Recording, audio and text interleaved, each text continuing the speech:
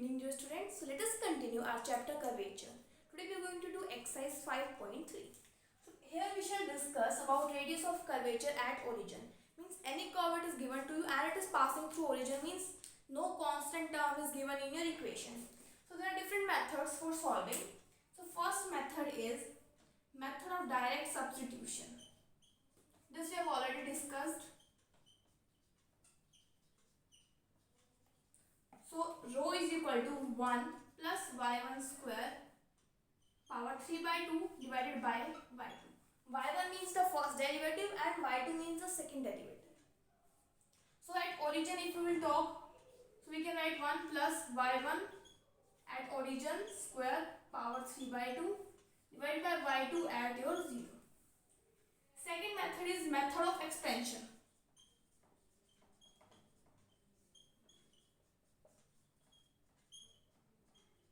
So by Maclaurin's expansion, we can write y is equal to fx plus y is equal to fx is equal to, we can write this as f of 0 plus x f dash 0 plus x square by 2 factorial f of double dash 0 up to so on. Now we know that the curve passes through origin, so f of 0 is equal to 0. Suppose I am having a curve x square plus 2y. So if it is passing through origin, so f of 0 will be equal to 0. So f of 0 is 0. So from here we can remove this term.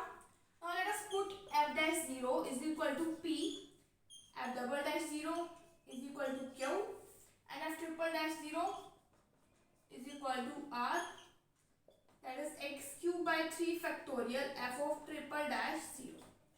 Now we get the expansion y, that is equal to xp plus q x square by 2 factorial plus r x cube by 3 factorial. अब हम differentiate करते हैं y1 निकालते हैं, that is equal to p plus 2q x divided by 2 factorial plus 3x square r divided by 3 factorial. So at y1 at 0 that is equal to p. x भी 0 हो जाएगा और y x भी 0 हो जाएगा यहाँ पे, तो ये वाली पूरी टर्म क्या हो जाएगी, रिमूव हो जाएंगे. सिमिलरली आगे जो टर्म है वो भी रिमूव हो जाएंगी, तो हमारे पास y1 at 0 आ जाएगा p. Now let us find the second derivative. So y2 for इसके लिए हमारा सेकंड डेरिवेटिव क्या आएगा, 0, क्योंकि ये कांस्टेंट है. इसके रिस्पेक्ट में देखते हैं, दैट इज qx क्या हो जाएगा q और 2 से 2 कैंसिल, प्लस यहाँ पे देखते हैं 3 into 2x into your r divided by 3 factorial. अब यहाँ पे भी y2 at 0 निकालते हैं, दैट इज इन टर्म्स को 0 पुट करेंगे. y2 at 0 मतलब सेकंड डेरिवेटिव at 0 और पासिंग थ्रू ओरिजिन है, तो हमारे पास x क्या हो जाएगा 0, that is equal to q. तो हमारे पास जो नया फॉर्मूला है वहाँ पे y1 at 0 की जगह हम p लिख देंगे और y2 at 0 की जगह q. तो हमारे पास फॉर्मूला बन जाएगा 1 प्लस p स्क्वायर की पावर 3 by 2 बाय q. तो फर्स्ट मेथड था हमारे पास direct substitution and second method है method of expansion. So let us discuss Newton method. Now इसके अंदर हमारे पास फर्स्ट केस क्या है कि if x is the tangent to this curve at origin, तो हमारे पास रो की वैल्यू क्या आएगी, limit x tends to 0 y tends to 0 x square by 2y. अब इसका प्रूफ देखते हैं. देखिए कोई भी अगर लाइन जो है x एक्सिस अगर टेंजेंट है, सपोज ये कोई भी कर्व है और ये वाली जो लाइन है ये इसके टेंजेंट है, तो इसका जो स्लोप होएगा वो क्या आएगा 0. सो y1 at 0 is your 0. y1 0 है हमारे पास, तो हमने अभी देखा था कि f dash 0 मान लो चाहे इसको, तो ये f dash 0 हमारे पास क्या था p, तो मतलब p भी क्या हो जाएगा हमारे पास 0. Now if p is 0, so we have find out rho, that is 1 plus p का स्क्वायर, that is 0 का square power 3 by 2 divided by your q. So rho is 1 by q. Now by Maclaurin's expansion, y is equal to px plus q x square by 2 factorial plus r x cube by 3 factorial up to so on. तो जो p है हमारे पास 0 है, तो हमारे पास ये क्या बन जाएगा, p ये वाली टर्म हट जाएगी, तो q x square by 2 factorial r x cube by 3 factorial. अब हम क्या करते हैं, हमें यहाँ पे सिंपल x t, क्योंकि देखो रो की वैल्यू q पर डिपेंड कर रही है, तो हम यहाँ से q की वैल्यू निकालेंगे, तो आ जाएगा 2y divided by x square is equal to q. यहाँ से 2 हमने डिवाइड में लिया तो यहाँ पे मल्टीप्लाई में आ जाएगा, और डिवाइडेड में x स्क्वायर लिया तो यहाँ पे सिंपल x बच जाएगा up to so on. Now taking limit x tends to 0 y tends to 0, तो ये वाली टर्म जो है 0 बन जाएगी. हमारे पास आ जाएगा limit x tends to 0 y tends to 0 2y by x square is equal to q. लेकिन हमें रो क्या है 1/q, तो मतलब इसका reciprocal. So limit x tends to 0 y tends to 0 x square by 2y. तो ये हमारे पास आ चुका है रो की value that is x square by 2y. Simple सी डेरिवेशन है, वैसे पूछे जाते हैं एग्जाम में. अब हम सेम डेरिवेशन करेंगे if y axis is tangent to the curve at origin.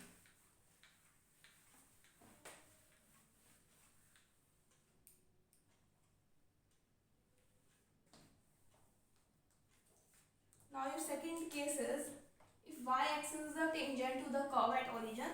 So इसमें हमारे पास रो की वैल्यू आती है y square by 2x. देखिए कोई भी कर्व है अगर उस पे जो है y एक्सिस जो है हमारी टेंजेंट बन रही है, तो ये जो ये एंगल क्या बना रही है 90 डिग्री बना रही है x एक्सिस के साथ. सो dy by dx हमारे पास क्या है, tangent of 90 that is infinity. तो इस केस में हमें dx by dy निकालना पड़ेगा, तो वो क्या आ जाएगा 0. अगर dy by dx इंफिनिटी बना तो हम dx by dy चेक करेंगे. जैसे हमने रो का फॉर्मूला पढ़ा था 1 प्लस y1 स्क्वायर कर सकते हैं हम dy by dx का होल स्क्वायर की पावर 3/2 डिवाइडेड बाय और y2 that is d square y by dx square. अगर इस केस में dy by dx 0 बन जाता तो मैंने आपको बताया था कि यहाँ पे क्या आ जाएगा dx by dy ले लेंगे हम फॉर्मूले में. तो सेम यहाँ पे हम dx by dy is equal to 0 लेंगे. तो हमारे पास वहाँ पे क्या था y is equal to px plus qx square, तो यहाँ पे आ जाएगा x is equal to py plus q y square by 2 factorial up to so on r y cube by 3 factorial. Now again here rho is equal to 1, origin पे है हमारे पास, तो p जो है p यहाँ पे क्या है हमारे पास f dash 0, तो वो क्या अगेन 0 हो जाएगा.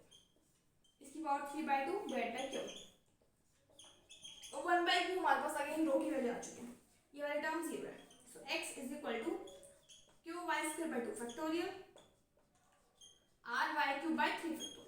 अब हमें सिंपल क्या चाहिए तो मल्टीप्लाई में जाते हैं again 2x bye y square, यहाँ बच जाएगा q, यहाँ बच जाएगा हमारे पास y into 2r divided by 3 factorial. Limit x tends to 0 y tends to 0 दोनों साइड लगा देंगे हम, तो ये वाली टर्म क्या बन जाएगी 0. तो यहाँ से हमारे पास क्या आ जाएगा 2x बाय y स्क्वायर, लेकिन हमें चाहिए 1/q, तो उसका अपोजिट हो जाएगा that is y square by 2x. Limit x tends to 0 and y tends to 0. दोनों के लिए डेरिवेशन हमारे पास इंपॉर्टेंट नहीं है, बस फॉर्मूला हमें याद रखना है. Only the case that it is passing through the origin your curve. Now next is curvature at origin when polar equations of the curve are given, means r is equal to f theta.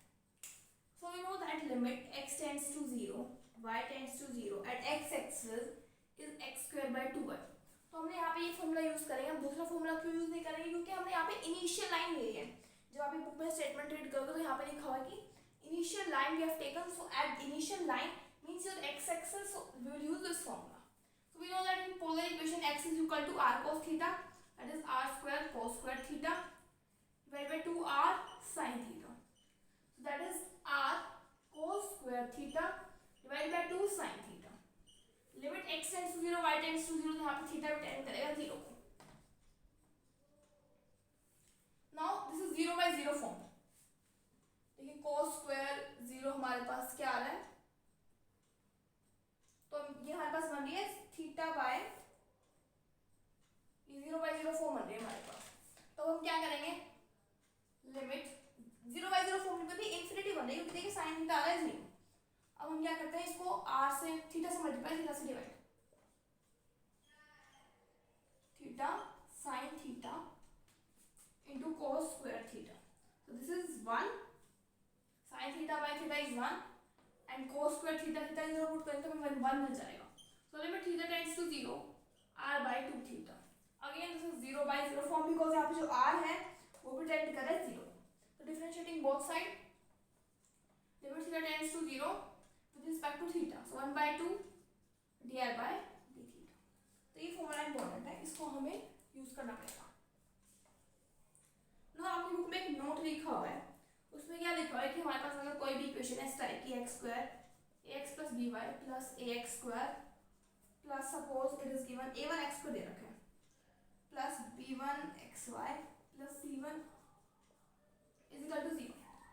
कुछ इस type की equation दे रखी है, जो हमारे पास जो tangent होएगा वो ये होएगा। लोएस्ट डिग्री टर्म को अगर 0 के इक्वल रख देंगे तो हमारे पास टेंजेंट होएगा। अब हमें इन इक्वेशंस में करना क्या होगा, first point that lowest degree term is equal to 0 is your tangent. फिर हमें y को पुट करना होगा px plus q x square by 2 factorial plus r x cube by 3 factorial, इस इक्वेशन में पुट करना है।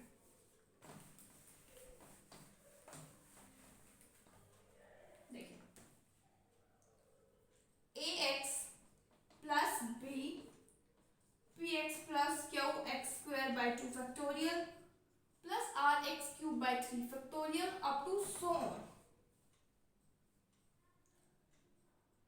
Plus a1 x square plus b1 x y की वैल्यू आ जाएगी px plus qx square by 2 factorial up to so on plus c1 y का square मतलब px plus qx square by 2 factorial up to so on.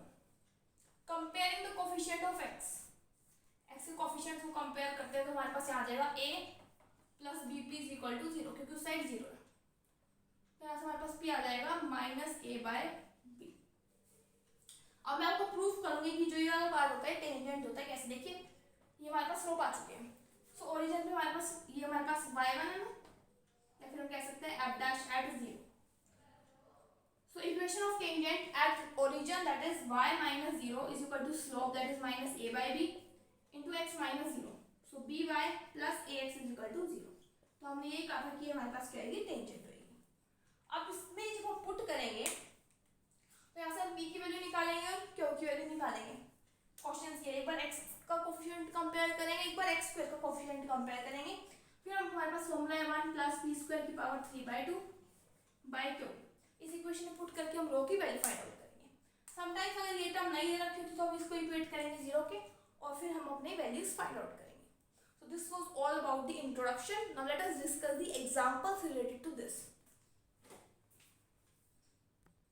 So in first example we have to find radius of curvature at this curve। अब पहले check करते हैं कि origin से पास कर रही है नहीं कर रही, तो 0 0 पुट करो, कोई कांस्टेंट टर्म ही नहीं है, कोई कांस्टेंट टर्म होती सपोज x स्क्वायर प्लस 3 होता तो 0 0 पुट करते तो ये आता, तो ये ओरिजिन से पास नहीं कर रहा है, लेकिन ये वाली जो कर्व है पास कर रही है। Since the curve passes through origin, जो कर्व हमारे पास पास करे ओरिजिन से, now we will equate lowest degree term equal to 0, that will be your tangent. तो लोवेस्ट डिग्री टर्म इसमें 4x है, तो 4x is equal to 0, so x is equal to 0, x is equal to 0 means y axis, so here y axis is the tangent to your curve। So we will use formula limit x tends to 0, y tends to 0, y square by 2x। अब हम क्या करेंगे, इस पूरी equation को 2x से divide करेंगे। Dividing equation 1 we will get, here we will get x cube plus 2x square plus y square by 2x plus 6y cube by 2x, this is your row, minus 3 by 2x minus y plus y square by 2x। यहाँ पे कुछ गड़बड़ है क्या, एक minute, x y square है और यहाँ पे हमारे पास क्या है,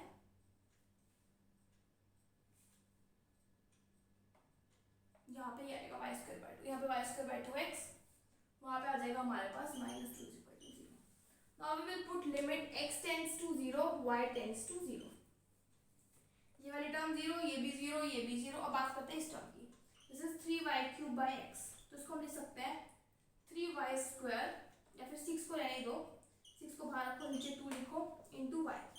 देखिए ये वाली जो क्वांटिटी है वो limit x tends to 0 y tends to 0, इसको हम लिख सकते हैं रो इनटू y, क्योंकि otherwise infinity by infinity form बन जाएगी तो हम सॉल्व करना मुश्किल हो जाएगा 0 बाय 0 फॉर्म बन के। तो अब देखिए इसको रो पुट कर दिया y, अब y टेंड्स टू 0 लगाएंगे तो ये वाली टर्म क्या बन जाएगी हमारे पास 0, this is again 0, this is again your, ये वाली टर्म तो बताइए नहीं 0 है, this is 0, x is 0 y 0, यहाँ पे पुट करेंगे limit y tends to 0 y square by 2x minus 2 is equal to 0, तो हमारे पास सिर्फ ये पार्ट बच जाएगा। तो from here will get this is equal to your 2, तो हमारे पास रो की वैल्यू आ जाती है 2 आ जाती है। तो इस टाइप से हम क्वेश्चन को सोल्व करेंगे। पहले मैं रिपीट कर देती हूँ इसको। पहले हम क्या करेंगे, चेक करेंगे कि जो गिवन कर्व है वो रीजन से पास कर रही है नहीं कर रही। उसके बाद हम लोवेस्ट डिग्री टर्म को 0 के इक्वल रख के फाइंड आउट करेंगे कि x एक्सिस टेंजेंट है या फिर y एक्सिस टेंजेंट है। उसके बाद हम हमारा फॉर्मूला उसके अकॉर्डिंग सेट करेंगे कि x स्क्वायर बाय 2y आएगा या y स्क्वायर बाय 2x आएगा। उसके कॉरस्पॉन्डिंग जो नीचे लिखा हुआ 2x लिखा है 2y, उसको गिवन इक्वेशन से डिवाइड कर देंगे। डिवाइड करने के बाद कुछ इस वाली टर्म्स को हम इस तरीके से सॉल्व करेंगे और रिमेनिंग टर्म्स को हम इस तरह से लिख के कांस्टेंट टर्म के इक्वल रख के हमें रो की वैल्यू मिल जाएगी।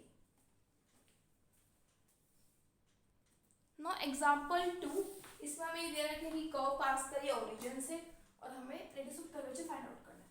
तो अगर कर्व पास करिए हमारे ओरिजिन से, तो देखिए लोवेस्ट डिग्री टर्म है 2x माइनस y, तो ये एक लीनियर फैक्टर है। तो लीनियर फैक्टर में हम क्या पुट करते हैं, this is our tangent.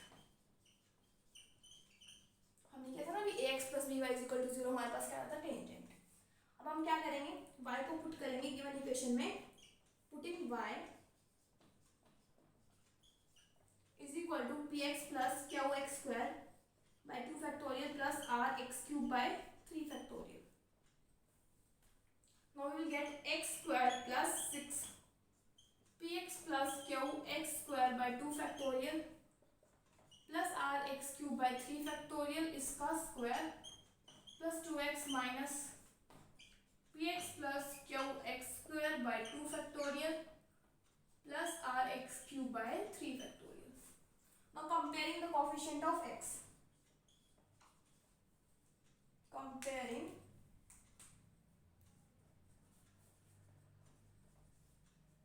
Coefficient of, क्योंकि उस साइड जो है हमारे पास 0 है x, तो यहाँ से मिल जाएगा हमें 6p, यहाँ से मिल जाएगा 2 और यहाँ से मिल जाएगा -p। Now from here I get 5p plus 2 is equal to 0, p is equal to -2 by 5।